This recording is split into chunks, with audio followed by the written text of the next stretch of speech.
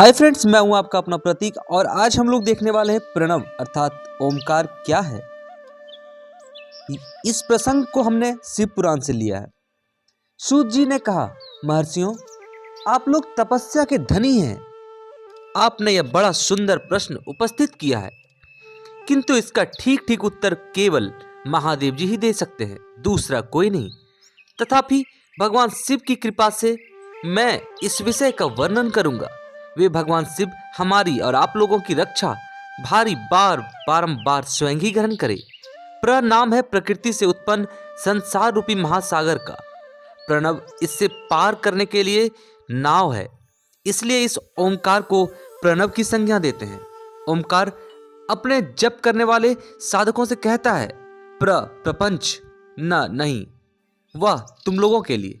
अतः इस भाव को लेकर विज्ञानी पुरुष ओम को प्रणव नाम से जानते हैं। इसका दूसरा भाव है प्र अर्थात प्रकर्षेन न नयेत, वह युष्मान मोक्षम इति वा प्रणव, अर्थात यह तुम सब उपासकों को बलपूर्वक मोक्ष तक पहुंचा देगा। इस अभिप्राय से भी इसे ऋषि मुनि प्रणव कहते हैं। अपना जप करने वाले योगियों को तथा अपने मंत्र की पूजा करने वाले उपासक के समस्त कर्मों का नाश करके यह दिव्य नूतन ज्ञान देता है, इसलिए भी इसका नाम प्रणव है। उन माया रहित महेश्वर को ही नव अर्थात नूतन कहते हैं। वे परमात्मा प्रकृष्ट रूप से नव अर्थात शुद्ध स्वरूप हैं, इसलिए प्रणव कहलाते हैं। प्रणव साधक को नव अर्थात नवीन शिवरूप कर देता है, इसलिए भी विद्वान पुरुष उसे प्रणव के नाम से जानते हैं। प्रणव के दो भेद बताए गए हैं, स्थूल और सूक्ष्म। एक अक्षर रूप जो ओम है उसे सूक्ष्म प्रणव जानना चाहिए, और नमः शिवाय इस 5 अक्षर वाले मंत्र को स्थूल प्रणव समझना चाहिए। जिसमें 5 अक्षर व्यक्त नहीं है वह सूक्ष्म है, और जिसमें 5 अक्षर सुस्पष्ट रूप से व्यक्त है वह स्थूल है। जीवन मुक्त पुरुष के लिए सूक्ष्म प्रणव के जप का विधान है, वहीं उसके लिए समस्त साधनों का सार है।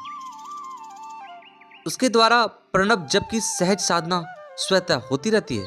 वह अपनी देह का विलय होने तक सूक्ष्म प्रणव मंत्र का जप और उसके अर्थभूत परमात्म तत्व का अनुसंधान करता रहता है। जब शरीर नष्ट हो जाता है तब वह पूर्ण ब्रह्म स्वरूप शिव को प्राप्त कर लेता है। यह सुनिश्चित बात है।